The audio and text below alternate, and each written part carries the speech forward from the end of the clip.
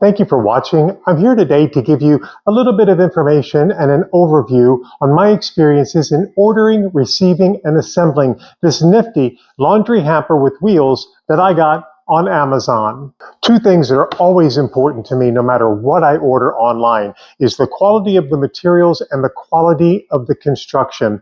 And what I like to do is to go through and inspect everything to make sure that it's the way that it's supposed to be, that there aren't any tears or rips or frays or holes or anything that would keep it from doing the job that it was meant to do.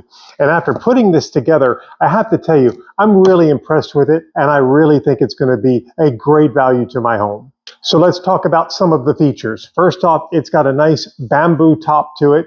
Gives it a nice little look, a little bit of extra trim, and gives it a really classy appearance. It has a very simple to use lid. It can be picked up on either side, and it can be pulled using a handle on the front. And it has 4 caster wheels to make it so much easier to get to your laundry room. And it has a ton of space. Assembling this took less than 5 minutes. Take a look.